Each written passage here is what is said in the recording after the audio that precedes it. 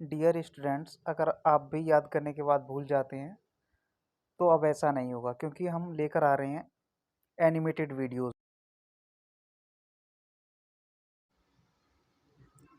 तो दोस्तों, हमारे यूट्यूब चैनल में एक बार फिर आपका स्वागत है। आज इस चैप्टर में हम पढ़ेंगे प्रकाश के बारे में। अक्सर आपने अपने घर में सुना होगा कि लाइट चालू कर दो, लाइट दिखा दो। तो उसके बारे में जानेंगे, लाइट है क्या। तो आइए शुरुआत करते हैं। What is light? प्रकाश क्या है? The object that makes things visible. वह वस्तु जो चीज़ों को दृश्यमान बनाती है, वह क्या है? प्रकाश है। अब जानते हैं वस्तुएं कितने प्रकार की होती हैं। Types of objects. वस्तुएं नॉर्मली दो प्रकार की होती हैं, लुमिनियस ऑब्जेक्ट और non luminous objects. Luminous objects चमकदार वस्तुएं, वे वस्तुएं जिनके पास खुद का प्रकाश होता है, जैसे कि सन या ग्लो होता हुआ बल्ब। ये सभी क्या हैं? चमकदार वस्तुएं। नॉन लुमिनियस ऑब्जेक्ट्स वे सभी वस्तुएं जिनके पास खुद का प्रकाश नहीं होता, जैसे कि टेबल और फैन एक्स्ट्रा। आइए देखते हैं हमें वस्तु कैसे दिखाई देती है। How objects are visible to our eyes. हम किसी वस्तु को देख पा रहे हैं तो क्या ऐसा क्या है, क्यों हम देख पा रहे हैं, अब उसके बारे में हम जानेंगे। जैसा कि आप देख पा रहे हैं स्क्रीन पर, ये एक क्लासरूम है जिसमें कुछ टेबल, चेयर्स, बोर्ड और कुछ बुक्स रखी हुई हैं। अब हो ये रहा है, जो लाइट्स है, लाइट से चलने वाली किरणें टेबल पर टकराने के हमारी आंखों पर पड़ रही हैं। ये किरणें तभी हमें ये दिखाई दे रही हैं। ये टेबल हमारे को तभी दिखाई दे रही है जब लाइट से चलने वाली किरणें टेबल पर पड़ रही हैं। टेबल से रिफ्लेक्ट होने के बाद जब हमारी आंखों पे जा रही हैं, तभी हमें वस्तु विजिबल हो रही है। तो ऐसी वस्तु को हम बोलते हैं नॉन लुमिनियस ऑब्जेक्ट्स, गैर चमकदार वस्तुएं। अगर हम लाइट को बंद कर दें तो क्या होगा? ये हमने लाइट बंद कर दी, क्या हो गया? अंधेरा छा गया यहाँ। तो इस प्रकार क्या हो रहा है, इनको देखने के लिए हमें लाइट की ज़रूरत पड़ती है। तो ऐसी वस्तु को हम बोलते हैं नॉन लुमिनियस ऑब्जेक्ट्स। अगर हम आँख बंद कर लें तो क्या हो जाएगा? फिर भी अंधेरा छा जाएगा।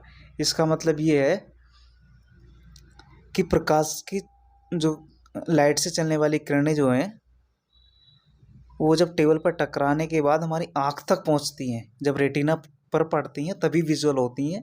अगर बीच में कहीं अवरोध उत्पन्न हो गया या तो इस वजह से आपको ये वस्तु आपको दिखाई नहीं देंगी। जैसे यहाँ पे आप देख सकते हैं, हम जानेंगे चेयर कैसे दिख रही है हमें। तो चेयर, जो प्रकाश की किरणें वो क्या चेयर पर पड़ी, चेयर से टकराने के बाद हमारी आंखों पे गई, तो इस प्रकार हमें ये चेयर विजुअल हुई। ऐसी वस्तु को हम बोलते हैं नॉन ल्यूमिनियस ऑब्जेक्ट्स। अब हम पढ़ेंगे ल्यूमिनियस ऑब्जेक्ट्स के बारे में। हमने एक कैंडल लिया है, जैसे कि आप देख सकते हैं कैंडल का खुद का प्रकाश है। तो जब ये प्रकाश हमारी आंखों पर पड़ता है, रेटिना पर पड़ता है, तभी हमें वस्तु दिखाई दे रही है, क्योंकि इसमें हमें अलग से प्रकाश की जरूरत नहीं है, इसका खुद का प्रकाश है। तो ऐसी वस्तुओं को बोलते हैं चमकदार वस्तुएं।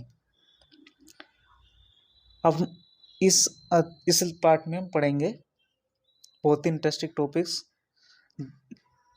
जैसे हम अपना इमेज दर्पण में कैसे देखें, how we see our image in the mirror. हम कैसे देख पाते हैं, जैसे ये लेडी है, एक मिरर में अपना इमेज देख पा रही है, तो ये कैसे पॉसिबल है, किस तरह का इमेज बनता है, ये भी हम इस चैप्टर में पढ़ने वाले हैं। आगे पढ़ेंगे इंद्रधनुष बनने का कारण। अक्सर आपने देखा होगा कि जैसे बारिश बंद होती है, बारिश बंद होने के बाद शाम को एक लाइन बनी हुई दिखाई देती है, जिसमें काफ़ी रंग होते हैं, वो 7 रंग होते हैं। तो उसका क्या रीज़न है, बनने का क्या कारण है, ये भी हम पढ़ने वाले हैं। और आसमान का रंग नीला ही क्यों होता है, ये सब कुछ हम पढ़ने वाले हैं। बहुत ही इंटरेस्टिंग टॉपिक होने वाला है, तो हमारे साथ बने रहें। हम पढ़ रहे हैं प्रकाश का परावर्तन, reflection of light, the process of sending back the light rays which falls on the surface of an object is called reflection of light. किसी वस्तु की सतह पर पड़ने वाली प्रकाश किरणों को वापस भेजने की प्रक्रिया को क्या बोलते हैं? प्रकाश का परावर्तन। ठीक है। अब ये एक इमेज है, जैसा आप देख पा रहे होंगे, एक समतल है। समतल पे क्या हो रहा है? कुछ किरणें आती हुई नजर आ रही हैं, कुछ जाती हुई नजर आ रही हैं। जो आती हुई किरणें हैं उनको बोलते हैं हम इंसिडेंट रे। इंसिडेंट रे बोलते हैं, इसको हिंदी में बोलेंगे हम आपतित किरण। जो वापस निकल जा रही है उनको बोलते हैं रिफ्लेक्टेड रे, उनको बोलते हैं परावर्तित किरण। अगर हम प्लेन पे एक लंब डाल दें तो इसको बोलते हैं हम नॉर्मल। नॉर्मल और इंसिडेंट रे के बीच में जो एंगल होता है हमने उसको डिनोट किया है थीटा आई से, जिसको हम बोलते हैं इंसिडेंट एंगल। नॉर्मल और रिफ्लेक्टेड रे के बीच में जो एंगल है उसको हमने थीटा आर से डिनोट किया है, जिसको हम बोलेंगे रिफ्लेक्टेड एंगल। तो आप इसको समझ गए होंगे। अब जानेंगे इसके क्या नियम है, कब ये बनता है, इसके कुछ नियम भी हैं, आइए जानते हैं। पहला है the angle of incident is equals to angle of reflection. मतलब आपतित किरण जब परावर्तित, आपतन जो कोण है वो परावर्तन कोण के हमेशा बराबर होता है। Angle I equal to angle R, जो हमने पीछे इमेज में दिखाया था। दूसरा है incident rays, reflected ray and the normal are lie in the same plane. आपतित किरण, परावर्तित किरण और सामान्य सभी एक ही तल में होने चाहिए। अगर ये दोनों नियम फॉलो होते हैं तभी परावर्तन होगा। अब जानेंगे वस्तु और प्रतिबिंब के बारे में। ऑब्जेक्ट एंड इमेज, वस्तु के बारे में जानते हैं। वस्तु एक्चुअली किरणों का एक स्रोत है। Object is source of light rays. जैसे कि आप इमेज में देख पा रहे होंगे, एक बल्ब है। बल्ब क्या है? एक वस्तु है। तो बल्ब से चलने वाली किरणें क्या हो रही हैं? वॉल पे टकरा रही हैं, उसके बाद रिफ्लेक्ट हो जा रही हैं। तो वॉल क्या है? यहाँ पे ऑब्जेक्ट है ये। अब जानेंगे प्रतिबिंब के बारे में। Image, image is intersection point of reflected और रिफ्रैक्टेड रेज। अब रिफ्लेक्टेड हमने पढ़ लिया, रिफ्रैक्टेड अगले चैप्टर में पढ़ेंगे।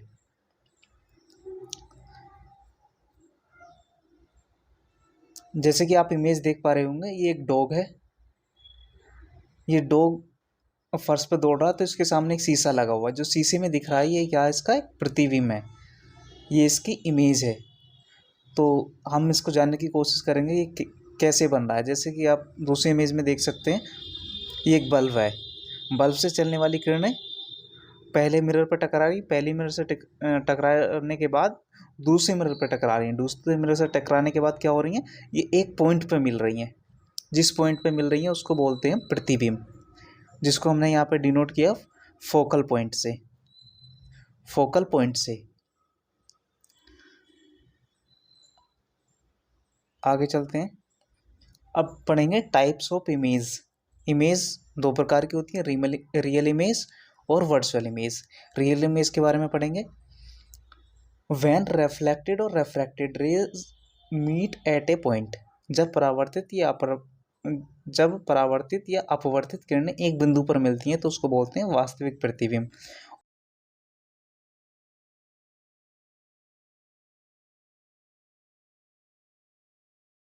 जा सकता है ऐसे प्रतिबिंब को हम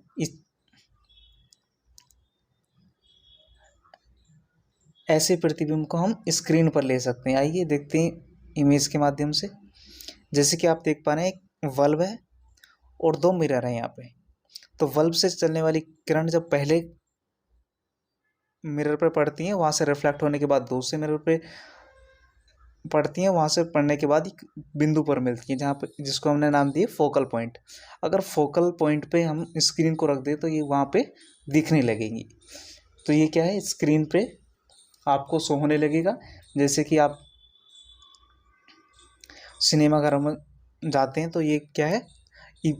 स्क्रीन पे जिस तरह से दिख जाती है, तो ये वास्तविक इमेजेस होती हैं। वैसे भी क्या है? वास्तविक इमेज हैं।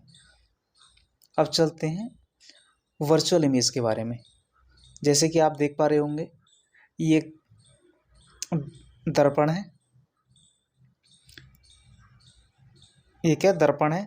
इस पे एक कैंडल रखा हुआ है। जो आप देख पा रहे हैं ऑब्जेक्ट। तो दर्पण से हमेशा किरणें क्या होती हैं, रिफ्लेक्ट होती हैं।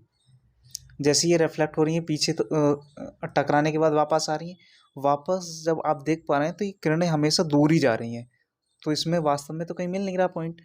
अब अब इसको दर्पण के पीछे अगर हम डॉटेड लाइन से इसको बढ़ाएंगे, जैसे कि आप देख पा रहे होंगे, तो ये आगे चल के कहीं एक बिंदु पर मिलते हुए नजर आ रही है, जिसको हमने नाम दिया इमेज। तो ये जो इमेज है इस तरह का, ये एक्चुअली वास्तव में तो मिल नहीं रहा है, लेकिन ये कल्पना ही है। ये क्या है, एक कल्पना ही है। तो इसलिए हम इसको बोलते हैं वर्चुअल इमेज। तो ऐसी इमेज को हम स्क्रीन पर नहीं ले सकते। अगर हम, जैसे आप कोई भी दर्पण है, दर्पण के पीछे आपको स्क्रीन लगा दें तो क्या आपको वो, उसमें आपको कुछ दिखाई देगा? नहीं दिखाई देगा। तो ये ऐसे प्रतिबिंब को हम स्क्रीन पर नहीं ले सकते। अब पढ़ेंगे प्लेन मिरर के बारे में। प्लेन मिरर के बारे में हम नेक्स्ट चैप्टर में पढ़ेंगे।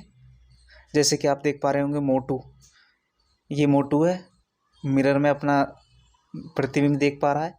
तो इसमें हम पढ़ेंगे ये मोटू अपना प्रतिबिंब किस प्रकार देख पा रहा है, ये प्रतिबिंब किस प्रकार का है।